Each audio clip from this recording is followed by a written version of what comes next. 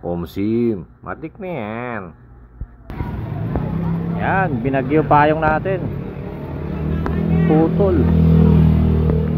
Ito, putol. Nalakas ng hangin.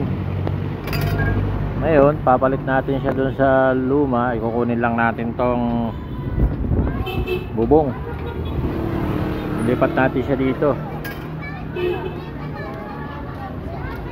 Ito, medyo sira na yung trapal nito. Matagos na yung tubig.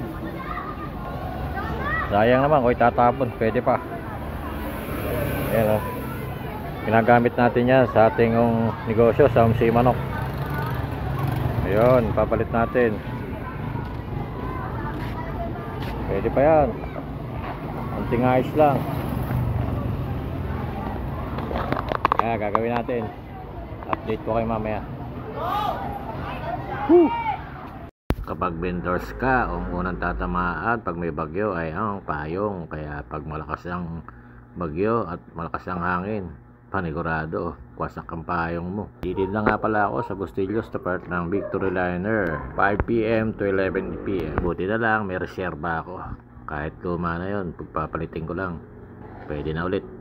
Pagka ganyan, yung tela na yan may silag na, tatagusan na ng ano yan, tubig. O yan o, buti na lang, bawad na rin ako dyan. Napakinabahan ko na rin ang gusto.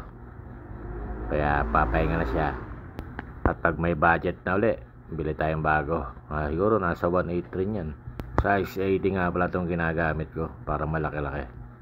May size 60 rin, 70. Pero itong akin, 80. At sa mga taga-Sampaloc dyan, kung gusto nyo kumain dito sa Omsiman, dyan lang yan sa may tapat ng Victory Liner, Enjoy Street, Sampaloc, Manila.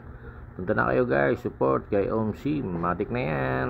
At mga boss, pakisuportahan to yung channel ko, Omsim, matik na yan. O yan, okay na mga ka-Omsim, may magagamit na naman tayong payong. Kahit luma yan, tatagal pa yan, matibay na. Okay, salamat sa mga followers natin dyan, subscriber.